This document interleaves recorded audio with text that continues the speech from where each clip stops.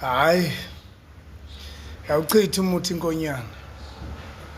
Sonke bese siqala ukungabaza sithi hayi mhlawumbe uyasukelwa, hayi even no Max besho bethi hayi bafethu vele kwabheda yonke into. Ekuvele kwabheda yonke into like zero. Yawuchitha umuthi inkonyana but khona sekudlalwa i-recordings yakhe. Hayi yawuchitha umuthi inkonyana, hayi macingwane mfowethu, hayi vele nje uphakamisa izandla njengochabashi usho ukuthi hayi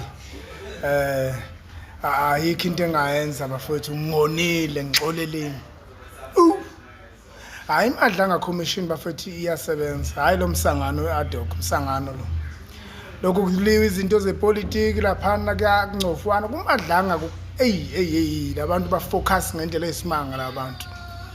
Amphathi yena uMadlanga meke wakuthatha nje ngembuzo emibili emithathu bese ngathi uyahleka bese shintsha esikhaleni. Hayi ziyakhala lapha.